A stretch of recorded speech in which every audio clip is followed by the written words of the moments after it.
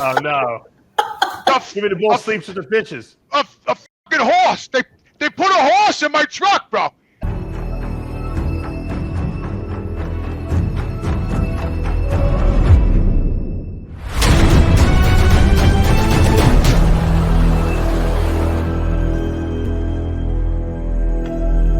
I created Species Nutrition with one mission in mind: to provide bodybuilders and serious athletes with no-nonsense supplements that work. I put my name and reputation on every bottle of Species Nutrition products. If you want to be your absolute best, join the evolution.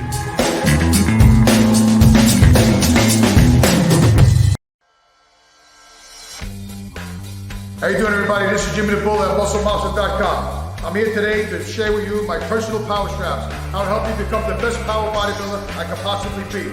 Training through injuries, gaining strength, and now I'm going to share with you how you can get the extra mile in the gym, pushing and pulling and getting through the exercise. These are the best power straps you'll ever use. Go to MuscleMonster.com to get the full demonstration.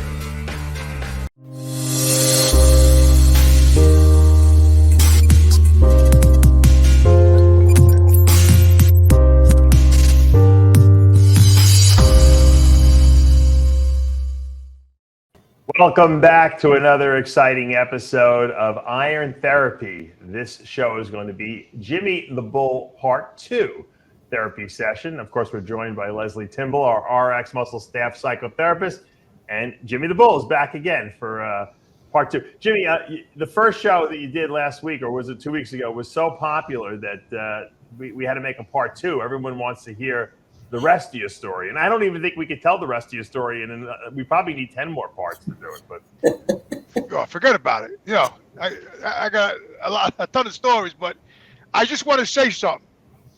Before, when you text me the link, I didn't know you texted me the link, so I was pissed off because you don't know what the hell I went through to get here, to get on the show, because I didn't want to disappoint you and Lesley today, because you know I missed the other show and Iron Rage and After Hours, and I work it too much. So anyway, I went through hell. I was on the BQE, flying back from upstate, cutting people off, cursing everybody, yelling out the window, beeping the horn, coming down over the Drive Neck, LIEs, traffic. Right? I get all the way to the yard. I park the truck at like 1 o'clock. I says, holy shit, I gotta make it. I get in the car and I get on the parkway. They're doing drainage work, and it's traffic backed up. And I'm like, you gotta be kidding me.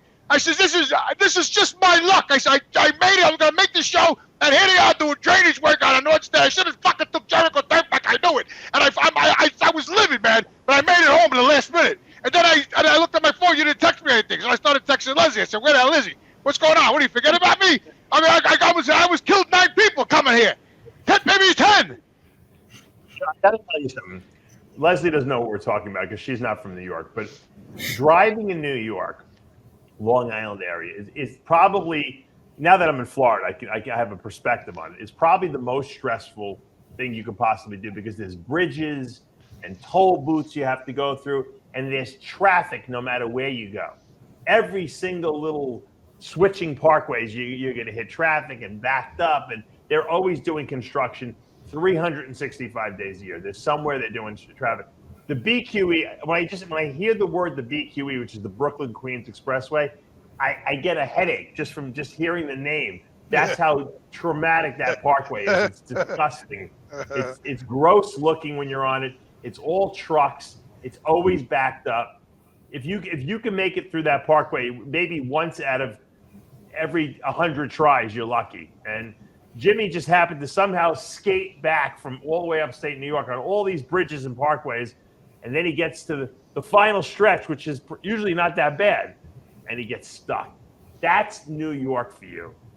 Jimmy, there's no traffic in Florida. I never hit traffic. You hit traffic, it's 10 minutes of traffic, you know. I felt bad because when I finally got up to the guys doing the drain work, I used to do that too, when I worked for the other company. So when I finally got out there, I rolled the window down, and I was like, yo, can you do that shit at night? I was just yelling out the window, and they all looking at me, and I just took off. I was so livid. I was so pissed off. And then I got to say something to them. There's these guys, these talc guys, Dave. They got the talc on their plate. That's the taxi limousine jerk-offs, all right? They're all over the place. They drive. This is what I can't understand. They drive for a living.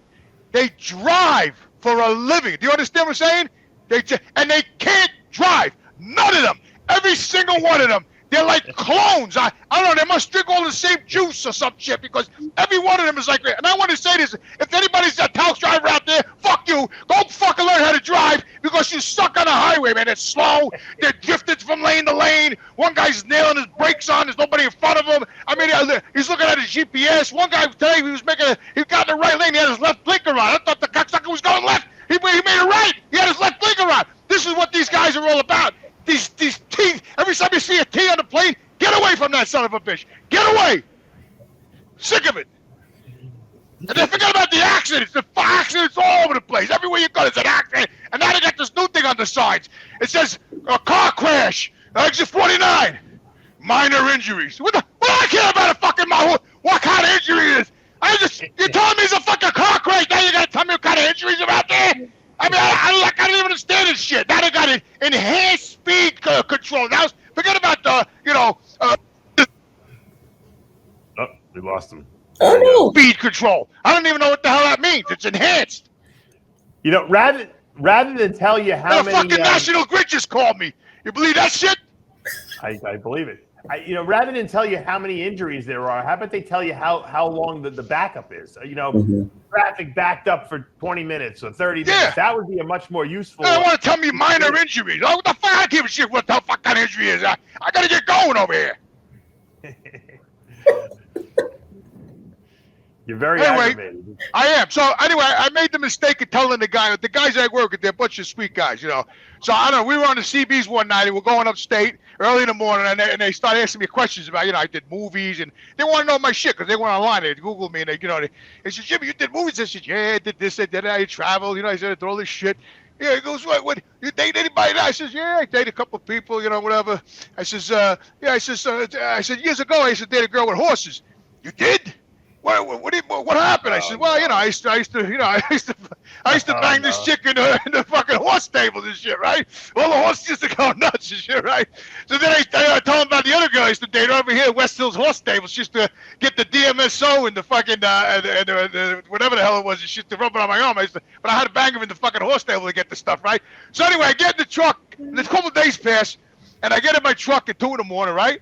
And this is in my passenger seat, Dave. Oh, no. Give me the bull sleeps with the fishes. A fucking horse. They put a horse in my truck, bro. So now I took it home because I have it looking out the window. I got to send you a video later. So now the horse rides with me. I roll the window down, and the horse looks out the window, and his hair's blowing in the wind, right? And I'm talking to the horse. I got him seat melted in nice, and I have a conversation with him. And I say the truth. This son of a bitch keeps me calm in the truck. I don't get as agitated as I used to because I'm afraid that I don't want to get him hurt. You know what I'm saying? So he's a good friend of mine, this guy. I think back in the days when you, were having to have sex with the girls in the horse stable, to get your, you had to get this cream, Lesley, that would reduce inflammation in his joints because he would lift so heavy that he was always in pain. So they would give him the horse stuff, the DMSO and all this stuff. This with glycerin, mixed in with glycerin, yeah. So if he wanted to get it, he had to have sex with the girl, otherwise she wouldn't give it to him. So he had to suck it up take one for the team, She used to call me up, Lesley, say, Jimmy, how you doing? I says, I tell you the truth. I says, my joints are killing me. She says, be up at the barn at 12. I says, 12 o'clock in the afternoon. She goes, no, 12 midnight. I says, okay. I used to go up there in my car, and I used to go meet her. And she used to take her clothes off, and then we used to be fucking in the straw and the hay and all that shit. And then she would do put the DMS over me. I used to walk out there with straw all over me on my shirt, my pants, but my joints felt better. Oh my God. Anyway, that's the story. Your prelude to some of your future problems you had. Yeah. Yeah, I got problems now. Let me tell you something. I showed you that picture the other day. I finally went on a little bit of testosterone, and my luck. I take a shot, and I go right through a vein in my ass, Lesley. I got a huge black and blue in my ass. I couldn't even walk for 2 days. I was getting in the truck. I was limping like this. I couldn't even get up the ladder. And I sent Dave the picture. I had this tremendous black and blue in my ass. He sent me a picture of it. Yeah, he sent me a picture of it. Unfortunately. Jimmy, you live quite the life, I have to say. Listen, Lesley. I know that that thing you said, the victim thing is still bothering me. I gotta say, listen, I'm old school. I'm old school Italian Sicilian. I'm hardcore, man. I'm, and the victim thing still eat me up a little bit. I gotta say. Let me.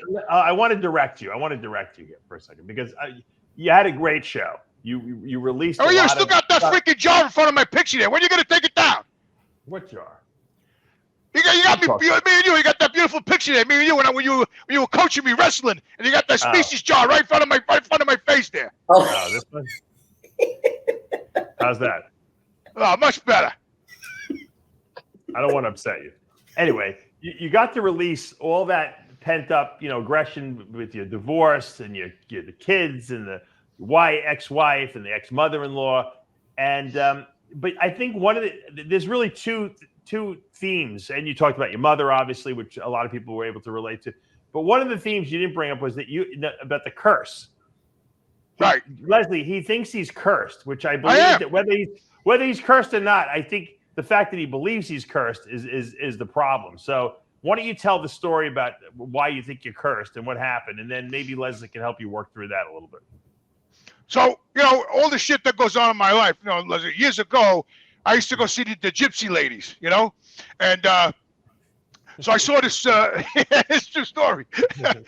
Because a lot of shit happens to me, man. I don't know what it is. Listen, I believe in God. I believe in Jesus. I'm a very religious person, and I think because of my faith, I think the devil tempts me even more and throws shit in front of me to stumble on, and I got to keep fighting. I pray every morning. Look, every morning I get up. I light a candle and I have Jesus with me, and I say a prayer every morning because I'm afraid to leave my house because I don't know what the hell's gonna happen when I walk out that door. Okay? So anyway, I went to go see these two gypsy ladies. I says, "Oh, look at this." I said, "Let me pull in here." I pull in there and I sit down and I was telling the lady a little bit. Well, she was actually telling me about me, and I was like, "Well, that's right, that's true." She goes, and she says, "You got a curse. We could get it out of you." I said, "How much?" She goes, $500. I said, $500 to get the curse off me? I said, "What do you got to do?" She says, "Don't worry, we have a whole ceremony we got to do, right?" I said, "All right, let's do it." I said, "Fuck it, I give it a shot." Paid her the fucking money. They were. How old were you when you found out about the curse? Well, my mom was still around, so but she'd gone 9 years now. So I was, but at that time I was probably 25, about 25 years old. A long time ago, yeah. It was about 25 because you find out that you cursed, but everything was going pretty good at 25. So why were you concerned about the curse? Nah, shit was still going on, man. All kinds of crazy shit, man. Just off the wall shit. So anyway, Like what was going on that you would think that you were cursed? Well, a lot of shit happened in my life back then. I was working in the airport, got in a lot of trouble here and there, and I don't want to get into too much of that. But and my relationships always were going sour. I always had nut jobs after me. It's just all kinds of shit. I mean, I had a colorful career. I'm not gonna lie. I enjoyed myself later on. With all the companies and all that, but I always had shit going on, man. People coming after me and threatening me and all kinds of shit. So women too, So anyway, I went to the lady and they did this whole ceremony. They had the lights off and they were doing all this mumbo jumbo and they had me bent over and they had this big barrel of water in front of me. And she's telling me to spit in the water and they're rubbing my back and so I'm spitting in this fucking look like a horse trussel. I'm spitting in it, and all of a sudden the thing turns fucking red. You know what I mean? It's like solid red, And she's, look, we're getting it out. I said, we're getting what out? I said, the thing's turning red over here. What the hell? She says, all the bad spirits, So after it was all over, she sat down. She goes, listen, I think we got rid of the curse. I said, a curse? Well, what kind of curse was it? She says, a long time ago, she says, your father was with a woman upstate. This is what she told me. And she said, the mother was a witch. And your father was with the daughter. She was very young. And the mother didn't curse your father. He cursed the children, your father's children, which is you. I says, really? I'm cursed? They didn't curse my father. They cursed me. She says, yes. Anyway, I went home, and I later on that night I saw my mother. I says, hey, Ma, I gotta ask you something. I said, Daddy was cursed. I said, I went to this freaking gypsy lady. They told me that Daddy went upstate.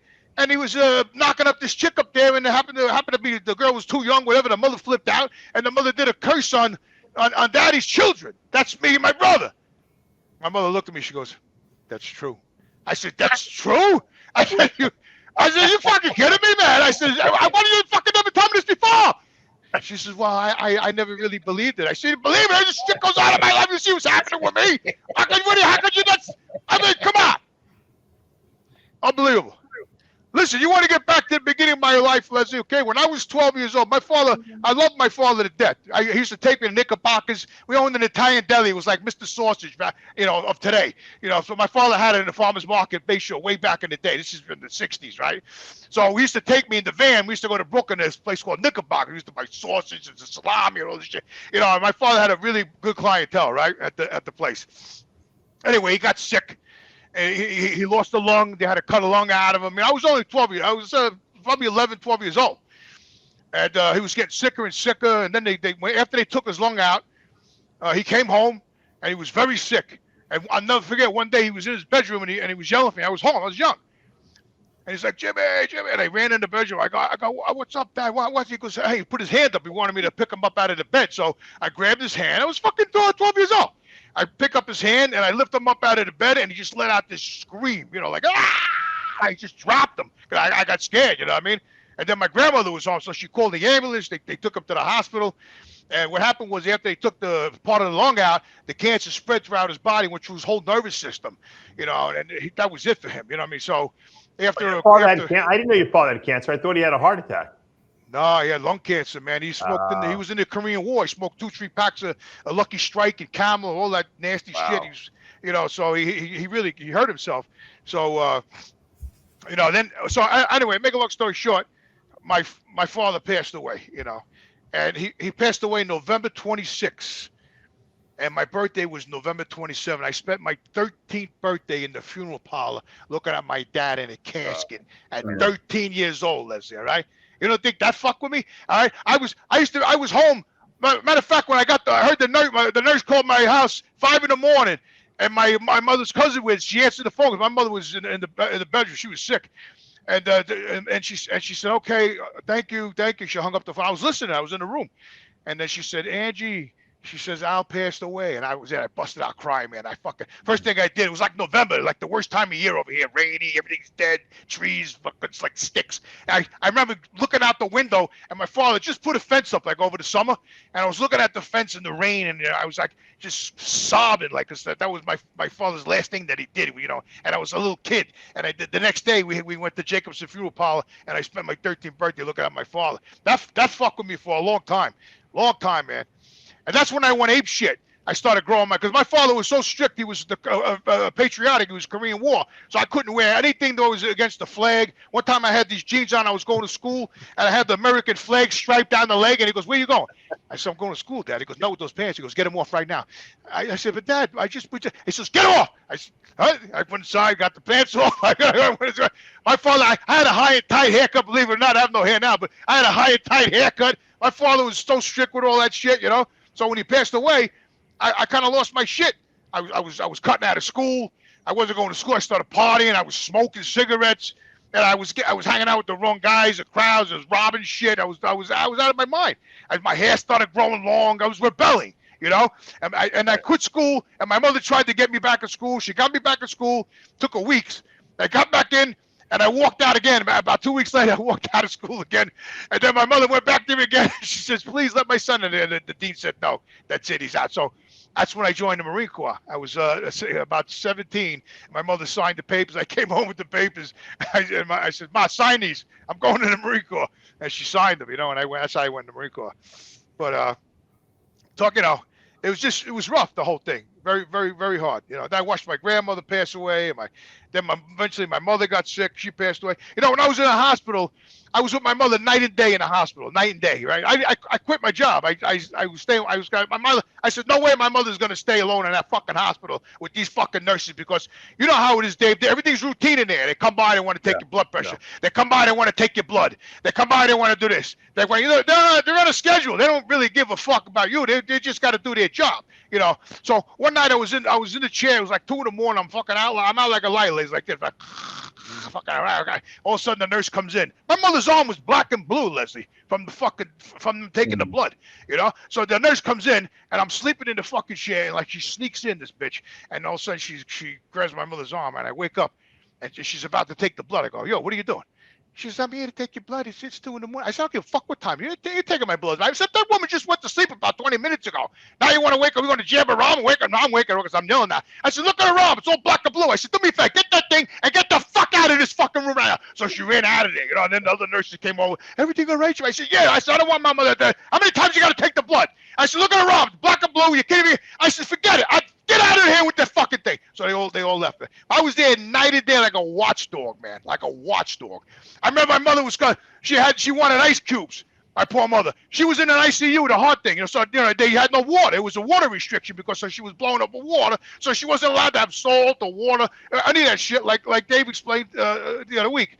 So my mother wanted ice cubes. So I went over to the inside, you know, and I got the ice cubes, and I came back and gave her a cup of ice. So the nurse comes in, my mother's chewing on the ice cubes, and the nurse goes, "What is she doing?" I said, "She's chewing on ice cubes." She goes, "Your mother's got congested heart failure. She can't chew on ice cubes." I said, "Listen, my mother wants ice cubes. That's what she's getting. Okay, so do me a favor, take a walk." So the nurse left, right?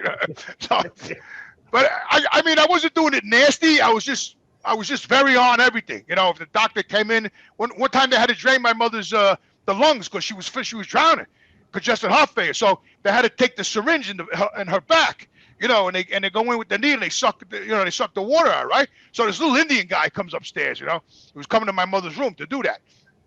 He walks over there. I said, "Who are you?" He says, "I'm here to draw the water from your mother." I says, "You are?" I said, "You know what the hell you're doing?" He says, I wouldn't be here if I wasn't qualified. I said, "I'm going to tell you what." I said, "I'm going to be right outside this door when you're doing it, all right? Yeah. Right outside this door, I'm going to be." The guy goes, "Okay, no problem." You know. So he went in there, they did the whole thing with my mother. It was a fucking nightmare. It was a fucking nightmare. But I got to say, one time she passed out. They were doing tests on her. Test, and yet they don't want you to eat. What the fuck? So my mother's Italian. We grew up on food. You don't even tell me I'm not gonna fucking eat. So the lady, my mother got up. She almost passed out. My brother caught her. And my brother came running down the hall. He goes, "Jimmy," he goes, "get in here." He goes, "Mommy just almost passed out." So I went inside. I go, "Mom, what's going on? What happened?" She says, "I'm starving." I says, "What do you want?" She goes, "I want a peanut butter jelly sandwich." So I told her this. My mother wants peanut butter jelly sandwich. She goes, "I can't give her that. We have more tests coming up." I said, "You can't give it. The woman's starving, and you want to give her more tests? She's got no food." I said, "Tell you what, you don't go get a fucking peanut butter jelly sandwich. I'm getting up. I'm going down to the cafeteria, and I'm going to get the fucking peanut butter jelly sandwich myself." She goes, "All right, take it easy." She went, she got the peanut butter jelly sandwich. My mother ate the peanut butter jelly sandwich. She was fine. You know what I'm saying? I mean, then the guy comes over. He wants to electrocute my mother's heart through the groin. They want, because they thought when she passed out it was about the heart. I said, "Listen, you're not electrocuting my mother." I said, "I don't get it." He goes, "Yeah, but we have to do the test because she passed out." I said, "She passed out because she was hungry. I'm not even a doctor. I know that." I said, "Get out of here with that electrical shit. You're not electrocuting my mother. It ain't happening." So the guy left. Right? This is what I was doing the whole time, bro. The whole time I was in the house. I sense there's a lot of anger in Jimmy's in Jimmy from all the injustices he feels that have been put on him over the years. Listen, I know other people went through this too, but you know, listen, I was like a watchdog. You know, my mother, I was in the hospital the whole entire time, Dave. I wouldn't leave her alone. I remember. You know what I'm saying? So that's. But I think you did that because you have a lot of guilt. What do you mean? I think you have a lot of guilt. I think because your mother went through a lot to raise you, you know, by herself. Your father. Oh, she did. Yeah, she did. I mean, she sacrificed. She worked multiple jobs. I think that you have a lot of, loyalty to her because of that. And obviously, you didn't want to lose her. Obviously, you lost, everyone else. So she was the last vestige of family. Listen, this is what I was talking about, Dave, with the relationships and love and all that there bullshit. All right, you're going out with a girl for a year or two. She loves you. She'll do anything for you, honey. I'll never leave your side. You know, then you end up getting married, and she loves you, and you build a house. Then one day she turns on you like a fucking rabbit dog, right? And then all of a sudden she wants to just rape you, take your money, don't give a fuck where you live, how you feel. How does it go from that to that? I mean, if you love somebody, how the hell does it go the other way? How does it make a 180-degree turn like that? I don't understand that. And that's happened many times with me in a relationship. I love you, honey. You're a sweetheart. I would never leave you. And then, you know, I mean, I left women too. I'm not gonna lie, but you know, it just never panned out. But the mother, okay, that's the one love. If you got a good relationship with your mom, and you guys love each other, your mother will never abandon you, no matter. You could be a mass murderer, and your mother will love you. It doesn't even matter. You know, my mother loved me no matter what. She stood behind me no matter what. She told me my wife was going to leave me. She told me. I said, Ma, you're nuts. She said, when you finish that basement, she's throwing you out of the house. I said, she just bought me a barbecue for fucking Christmas, Ma. I said, I'm not going anywhere. I gotta cook hamburgers in the spring. She's just throwing you out. Sure as shit, I finished the fucking basement. She threw me out of the fucking house. Unbelievable. So at the end of the whole thing, Lesley, with the hospital, my mom passed. I wouldn't even leave the room. I was in the room for, you know, I almost got thrown out of the emergency room too, because there was this nurse came in there. My mother was in the emergency room. Now over here at Huntington Hospital, when you go in the emergency room, you get kicked around for hours, man. You might have to wait a day to get a bed. It's insane over there, right? So my mother was in the hallway. She was over here in the hallway. Then she was down over there in the hallway. Then she was over there in the corner over there by the garbage pails. Then she was over there and the gurney over there.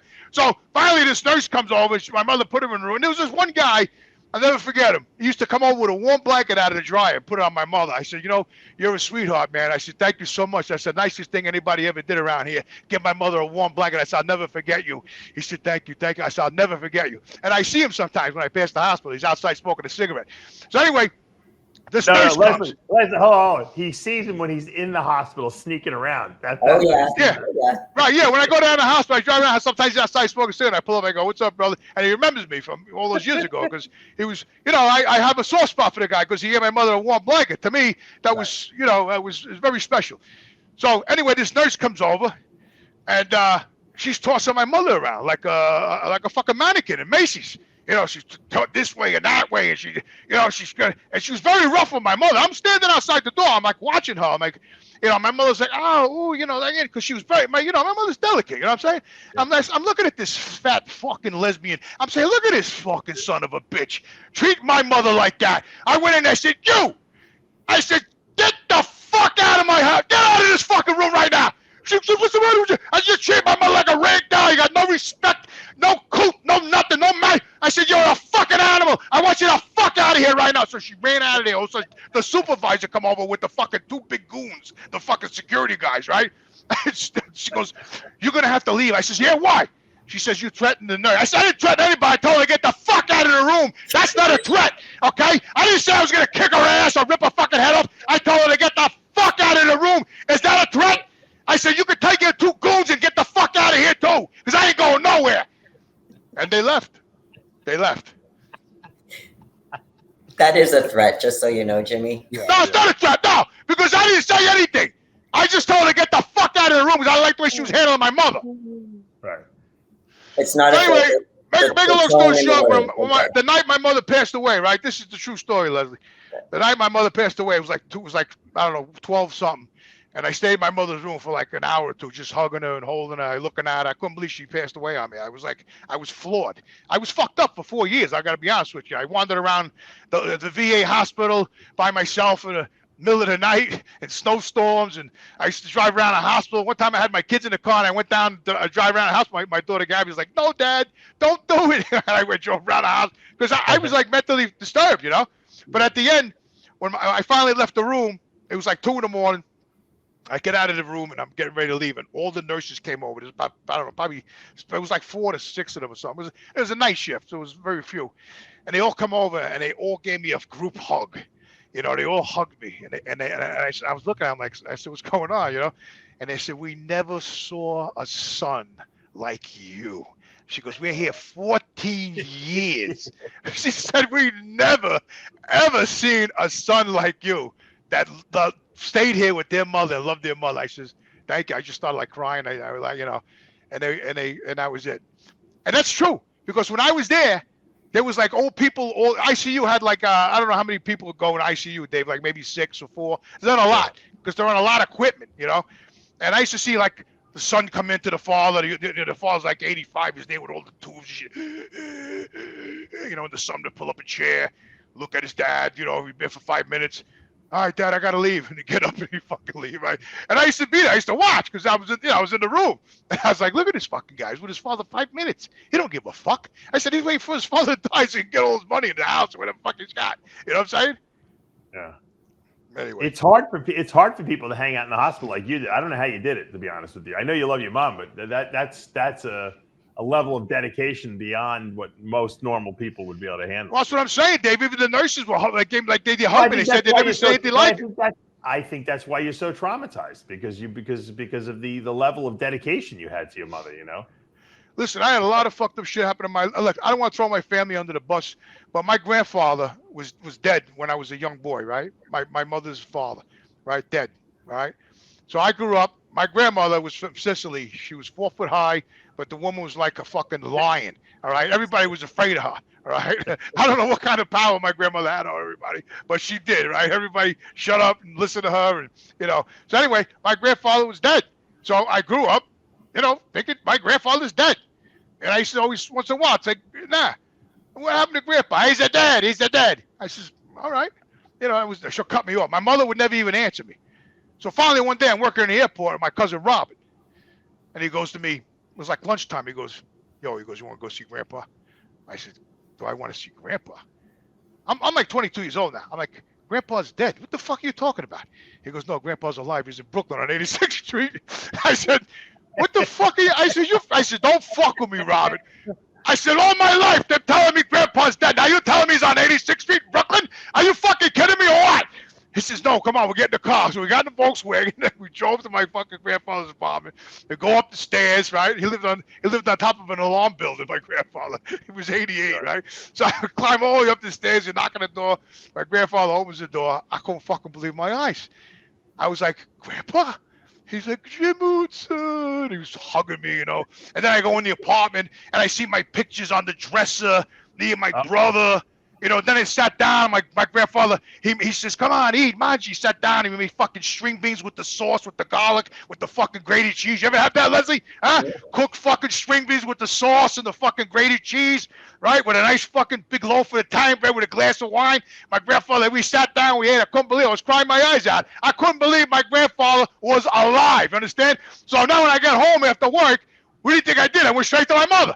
I go, "Ma, you gotta be fucking kidding me." I said, "Grandpa's alive." She goes, "What are you talking about?" I said, "Robert took me to Grandpa's house at 86th Street. And he's alive." I said, "I can't believe you lied to me all these fucking years. My grandpa.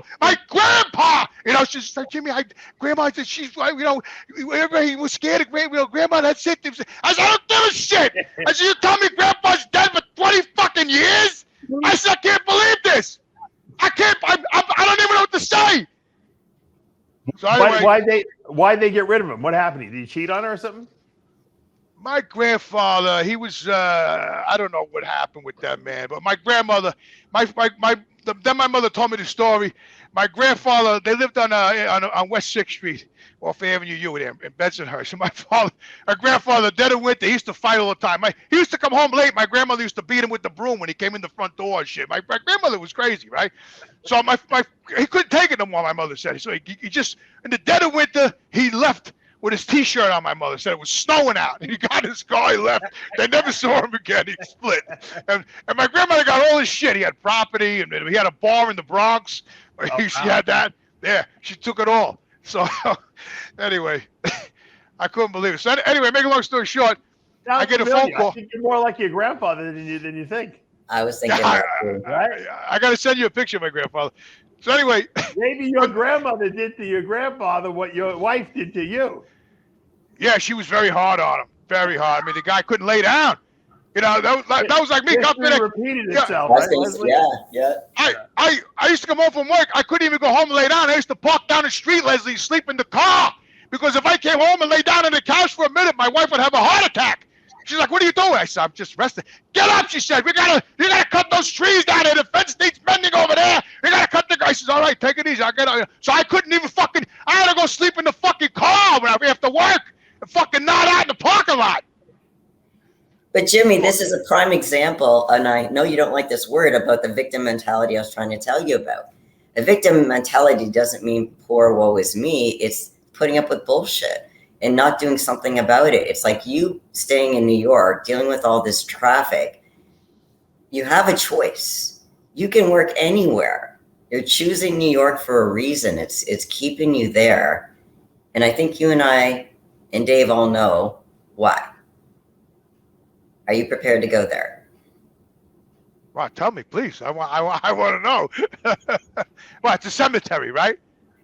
That's part of it. I mean, the reason why it was hard for you to leave the VA, the hospital, is just to have that connection with your mother. That was the last place where you were with her.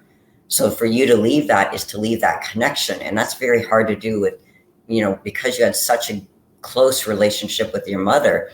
You leaving New York is like you leaving your mother. Well, I told you, Leslie, when my mom passed away, I was on a couch for 4 years. For 4 years, I can't even believe 4 years went by. And I used to go. Then I started seeing the counselor, the bereavement counselor down there, very nice lady. And she was like, I was like, why am I on the couch for 4 years? I don't understand. She said, well, where were you when you were taking care of your mother in the hospital? I said, well, I used to take care of my mother, come home in the morning, get my daughter to school, and then I used to lay on the couch because I didn't want to bother anybody because Denise was still sleeping at the time. She was living with me, and I didn't want to, so I used to go slip on the couch and go to sleep. And that's what I did, for months. And then when my mother passed away, I stayed on the couch for 4 years. And then eventually my girlfriend left me. I guess, I don't know, I guess the couch was, I don't know why I was on the couch. But anyway, that's what happened. And she ended up leaving me too. And then, whatever, so yeah, I mean, I had a lot of shit going on in my life. I'm not going to lie, but I got to tell you, all the bullshit that goes on in my life, I never fucking give up, man. I'm like a fucking Marine through and through, man. I don't fucking stop. I kept training. I kept working. I never faltered and broke down into, crying. I did that in the cemetery, but, I never stopped. I always still have a positive, attitude. I still go forward. You know what I mean? I push forward all the time. But the leaving the New York thing, everybody thinks it's because I'm always at the cemetery. And they say, if you leave New York, you're not going to be able to go to the cemetery anymore. And I still cruise around the hospital once in a while with the car because I'm fucking mental. And, my friends tell me that too. They say, because you cruise around the hospital, you can't do that if you leave out of state. But I got to say, I know that if my mother could make a phone call to me, she would say, stop the shit, pack your shit if you want. You're going to be happy out of state and go make the move. Stop. You can't live at the cemetery and you can't live driving around the hospital. And that's what I got to get in my head, So what were you going to say? What's preventing you, though, Jimmy? What's preventing you? Because you know this. This is what your mother would want. She wants you to be happy. She wouldn't want you to be miserable. What mother does. So if you know this, what's preventing you from listening to your mother? From losing her? No, from not listening to her. Like if she was here, she could speak to you from above saying, Jimmy, I want you to be happy. Get out of New York. Find people that are healthier for you. Get rid of toxic people. Find a job, whether it be, hot dog stand or whatever it might be.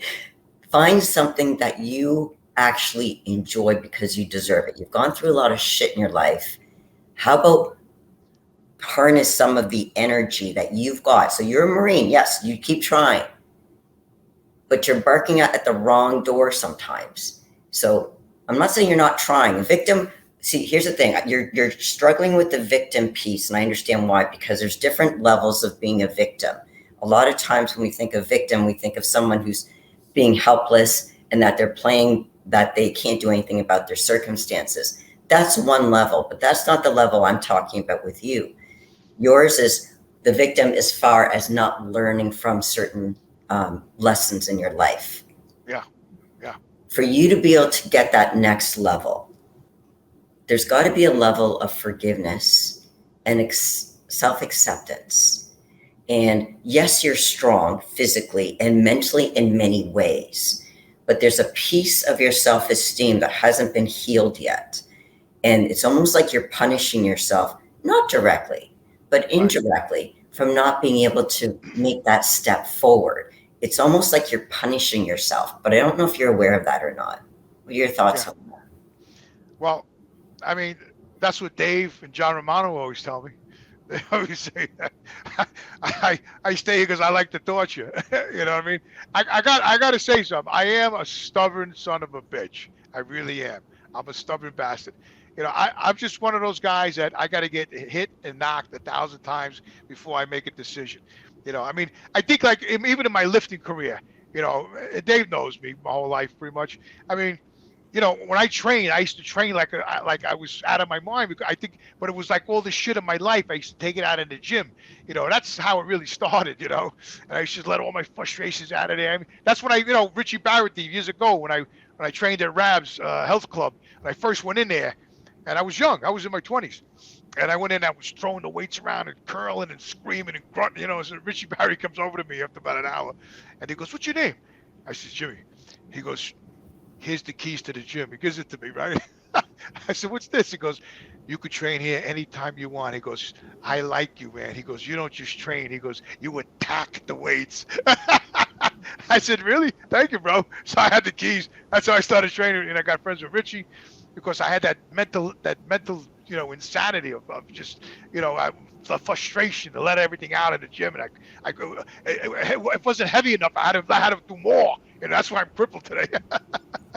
But I'm stubborn, Lesley. I'm a stubborn guinea. I really am, man. And I really need an ass kicking to get me going.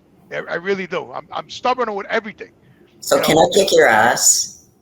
Yes, you can kick my ass. Yeah, I mean, like, you know, even my job. It took me so long to leave my other job. Like, just, you know, and I knew it wasn't serving me anymore. I was just bad, you know. Trucks blowing up, on fire, no brakes. I mean, just the whole. I put up with it a long time, you know. But I had to make a decision because it wasn't good for me anymore, and it was starting to choke me. So I made the move, you know. And then once I made the move, I was actually glad I made the move because I'm happy where I am. I enjoy the guys. I enjoy the job. And you know, that's probably going to be the way when I move, when I make the move. It's probably going to be the same way when I finally get where I'm going. I'm probably going to say, "Holy shit!" Okay, let's go back. You're stubborn. Let's harness your stubborn. I want to harness very stubborn. I love working with stubborn clients. You don't understand. I'm bad, because we take the stubbornness and we harness it into being relentless. I want you to be relentless against the negative thoughts that are going through your mind when you're saying that you're not good enough to some degree, or you can't do something. You can't leave New York. Really? What's preventing you? Let's really dig down to that, because there's messages in your mind that you're replaying or experiencing that's not allowing you to leave New York. What do you it's think partly it is? Your mom, but it's other stuff. I mean, yeah, it's probably, it's, you know, listen, like most of the time I do a lot of shit on my own. You know, I train, I work. You know, I work with the guys, but a lot of times I work alone. I come home, I train. I come home, I do my bills. I take care of my house. You know, I'm alone a lot of the time. You know what I mean? But so really, for me to leave I'm really not going to be leaving like anything really I'm attached to. You know what I mean? So because I don't really have anything here. You know, even my brother, we don't even like we text each other. He calls me once in a while. You know, then our joke is when after we get off the phone, he goes, "I'll talk to you in a million years." I say, "Yeah, I'll talk to you in 1,000." We hang up. That's our joke. You know what I mean? But, you know, even he wants me to leave. You know, he's like, "What are you doing? Get the fuck." Because you're not married. Not that your kids are growing out of the house. He goes, "What the fuck are you doing?" He goes, "Get the fuck out of here." Your kids were a big factor when you were younger. In the beginning, you wanted to see them. I understand that. You don't want to leave your kids, but no, your kids are grown. They don't even live in New York anymore, right? They don't even live in New York anymore, Dave. No. Gabby's in North Carolina, and Samantha's up in New Hampshire. You know. So Dave, how many years have you, Lee Priest, John Romano, Greg Valentine, how many times have you guys tried to get Jimmy to move out of New York? And Jimmy actually agrees, and he claims he's going to. And how many years has it been since then? I've been down here 7 years, so it's got to be at least 7 years we've been doing this, right? Oh, yeah. So you're agreeing with us, which is great, Jimmy. But again, there's a little blockage, and I just want us to like put our finger on that blockage so we can break it. You remind me of somebody. Well, listen, I actually tried to make the move last year. I packed my car up. I went down there. I went right to work. I had a job lined up, and Okay. I was trying to buy that place, and they were dragging their feet. And I was living on my friend Larry's house, and then I couldn't stay there anymore because he had family coming in from out of town. So then I started going to hotels, and I was living out of hotels. And then I kept calling the office of the place I wanted to buy. Well, I was going to lease it for 2 years anyway. And they kept dragging their feet and dragging their feet. And even the lady at the office says, "I don't understand." She goes, "People get approved here on Social Security. You got a really good job." And I got a letter from the new boss and everything. I'm making, $80,000 a year start, all this shit, and they were still dragging their feet. I couldn't stay in the hotels anymore, Lesley. I was paying for hotels every night, staying there. Where I was living out of my car. I needed underwear. I'd open up my fucking trunk, get my underwear out of the car. I mean, it was fucking nightmare. So finally, I said, "Fuck this! I can't do it anymore." And I packed up. I split. That's what happened. I was almost there. He was waiting for a reason to go back, Lesley. It was like he created the reason. You know what I mean? You know how sometimes when you think about something hard enough, I really want to go back, and it's like fate, followed his thought processes and created a scenario that was not good for him. So you see, I got to go back now because it's not good here. Well, I mean, it could look like that, but really, in reality, I was waiting for the place to open up. I got approved, and it kept dragging their feet. Another week went by, another 3 days. You couldn't find one other place to live down there? Come on. I mean, there's not one apartment, that they're renting. There's other people that are renting too. You just didn't choose to look for it, No, actually, the guy I was working for, him and his wife, they went online. They were looking at all the places. They were sending me pictures. "Jimmy, look at this place. Look at the guy didn't want me to leave.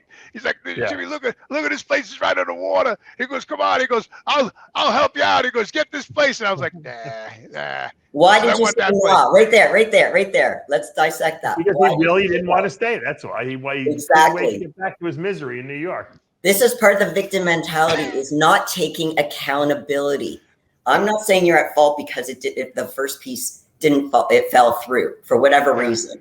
But when you had another option, you declined it. So I want you to take accountability, saying, "Yeah, Dave was actually right. I did want to look for an excuse to get out of there." Because you tell me why. I don't know, Lesley. I really don't know. I mean, I'm dumbfounded myself. I don't know why I make up excuses or I create things so it doesn't work out. Maybe it is me. I don't know. Maybe it's true. Maybe, maybe it's not the circumstances. Maybe it's me creating, like Dave said. Maybe it's me creating the circumstances, in my mind. And I'm like, "Oh, no, fuck this. I'm gone. I wanted that place. This guy showed me 3 other places that were nice. No, I don't want that place. I went over here, Even my friend Larry, they found me a condo. And they were going to buy the condo, so I could stay there and rent the place from them. They were going to actually buy it. So the day she found it, Larry's wife, it sold that night. I didn't even get a chance to see it. It was gone, because it was near the water. It was a nice place, but so that didn't work out either. Whatever. Here I am. It didn't work out because you sat on your ass. The idea is to take accountability. Where's that Marine? The Marine who's like, "You know what? I'm going to be relentless. I'm not going to take no for an answer." Yet when it comes to your personal happiness, there's some type of compromise. The Marine is lost. I want to bring the Marine back in. Yeah. The question is to you. Yeah. So when you say happiness, right? What do you exactly mean by the happy? Like you say, "I'm not happy," right? Yeah. And Dave says it too, and John says, they all say I'm not happy because I have a lot of drama in my life, and maybe I create most of it. I don't know. There's going to be drama regardless of whether you're happy or not. Of course. That's life. Everybody's got drama. But it's about adapting. We can't, there's certain things that are beyond our control, Jimmy. It's learning how to control the controllable. So what I mean by that, and the on the victim piece is, and I hesitate to use that word victim because I know it's triggering you, but I'm just trying to teach the people who are actually watching this. There's different levels of victim mentality. And one of it is you can still be what we call a functioning victim, meaning you get by like you are, but you're not making smart enough choices by basically, again, here's that word again, pivoting by making other kinds of decisions. So if something doesn't work out, don't take no for an answer. It's okay, let me find another strategy. Let me pivot. Let me find another way of how can I stay. And you've had these opportunities of other people presenting these opportunities for you in Florida or wherever it is, Jimmy, but it's for you to find happiness. So let me define happiness. When was the last time you actually felt content, at peace with something where you feel lighter in your heart, in your head? Wow, I couldn't tell you. Okay, so let's create it. Here's the thing. There's a fear of happiness. There's a genuine fear of happiness because if I said to you, here's the blueprint of you becoming happy, Jimmy. Yeah. What the fuck is happy anyway? I want to know. What's the definition of fucking happy? Could you tell me? Sure. Yeah. It's the opposite of what you're feeling. So basically, it's actually looking at life that even when shit happens, it's learning how to respond. Yeah, I gotta be honest with you. Like I when I see somebody happy, like if I'm out shopping in the mall or the supermarket, and I see like somebody happy and they're laughing and they're joking, and I look at them, I like, what the fuck is wrong with those people? I said they must have like a clear fucking head or something. Like, you know, they're laughing and giggling, like nothing bothers them. Maybe that's the key. Maybe the key is not to give a fuck. You know, maybe that's the key, because I don't get, you know, I give a fuck. That's what happens to me. You know, so. I'm going to give you a good story. So I remember that Steve Weinberger and I were I think we were, I don't know if it was at a show or we were at his gym, and him and I both looked at each other and we saw Ronnie Coleman sitting there eating out of a Tupperware container, I don't know, chicken and rice or some shit, you know, before a show. And Steve said to me, I'll never forget, he's like, that guy will live to 100 years old. He's got not a worry in his mind. He's a happy guy. You and I, we stress about work and this and that. And he goes, this guy, nothing bothers him, you know. And he was right. He's right. I said, Steve, you're right. He probably lived to 100 years old, you know. Yeah, those are those type of people that just like nothing bothers them. I mean, I don't know. You know, I don't know. You know, I don't know. Sometimes I'm bitter. I'll be honest with you. I don't like. I see a couple I saw a couple in the supermarket the other day. You know, with the little baby. You know, and they were laughing and they were pushing the baby, and I'm looking at them instead of being happy for them, saying, "Wow, look, that's nice." I'm like, I was like, good luck, man. Good luck. You're a grumpy old man. That's why. I'm like the other way, you know. Instead of being like, you know, I wish I was like my grandfather. My grandfather was a happy son of a bitch, man. He got out. he right. Yeah, right. Exactly. Yeah, he was happy, man. He left everything. He left with a T-shirt on, Jimmy. You said, right? He went my mother said in the dead of winter, he opened the door. He had a T-shirt. It was snowing and everything, and he just walked out. That's why he looked 88. And he split. He's probably still alive. He's probably 115 right now. You know? That was funny, man. God bless him. You know, but to learn how to not care so much is really important. It's not about not totally caring as far as people or anything like that. It's not letting things bother you in the respect of you don't take it personally. Right. Everyone's got their own kind of issues, whether you see it or you don't see it. Yeah. Social media is a classic example of that. But if we put social media aside, when you see people that are happy, you're right. This couple is going to fight. At some point in time, they're going to have a fight, whether it's about the child or the relationship. Yeah. You got to enjoy the moments when you can. You got to treasure those. But it doesn't mean you're never going to feel shitty. That's not realistic. But it's trying to say, when I feel shitty, how can I process this differently? Versus feeling like everyone's against you, to saying, okay, some people are, like your mother-in-law, she was against you. There's no question about that. Oh, my God. What I think, and Lesley, tell me if I'm off here. Everyone lives in, there's no way to eliminate stress from your life, especially if you have family and you have a job and you're involved in business, unless you're living on a fucking desert island someplace, you're going to have stress.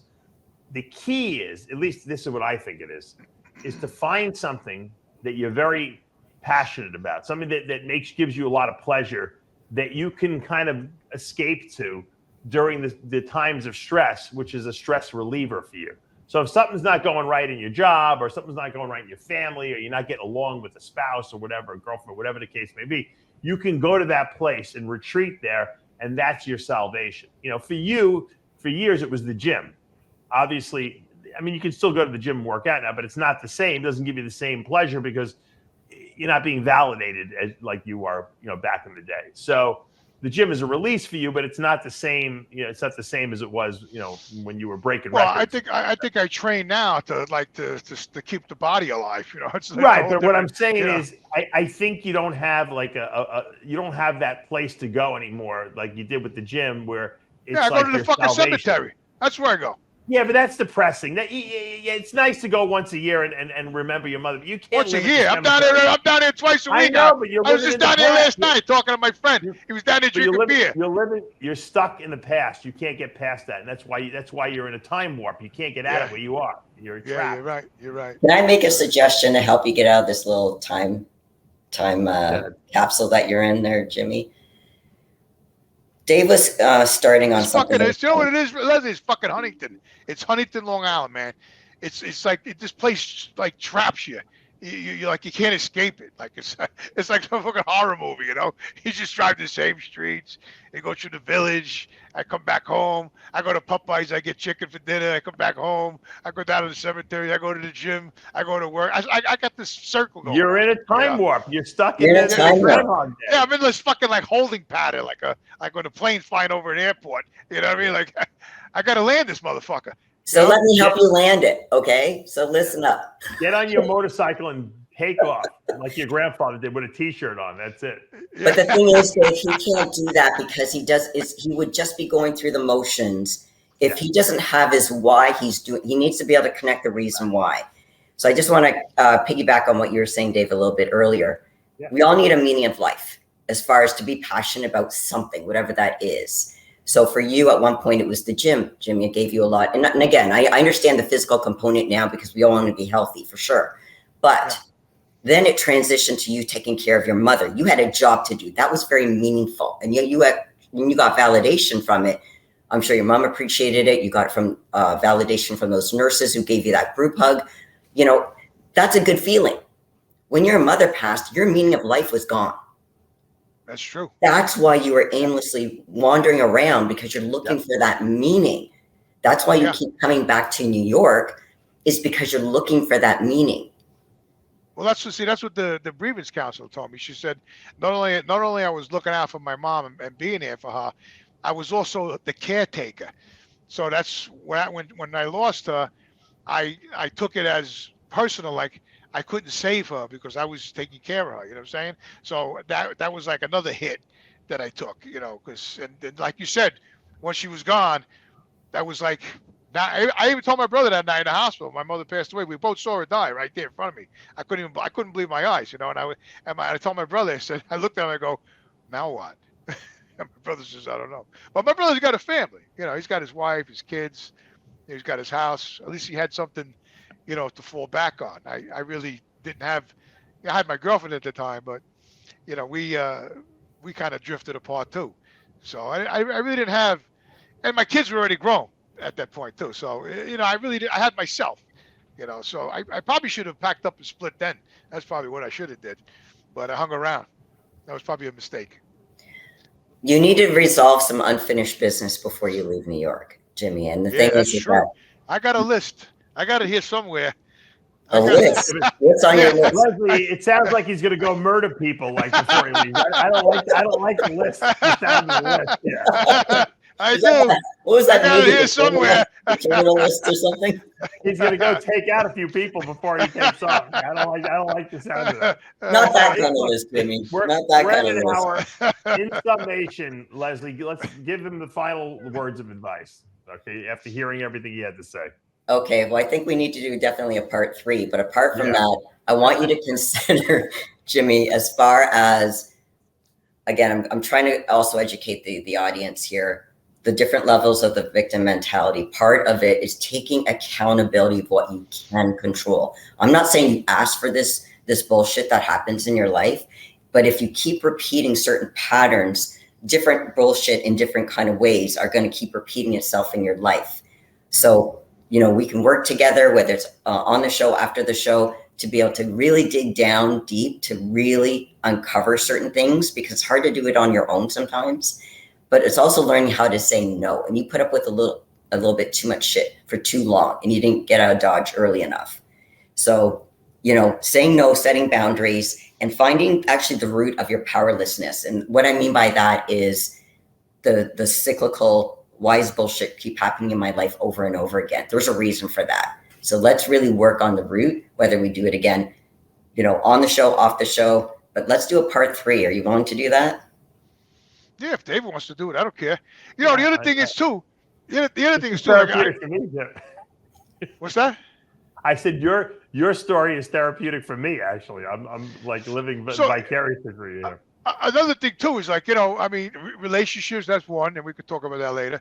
The other thing is like a lot of people look to, and I'm not being conceited or on my high horse or anything, but a lot of people do look to me for strength. Okay, it's been like that a long time in my life. You know, my brother, my cousins, friends, they always call me up. They want my opinion. They always look for me. You know what I mean?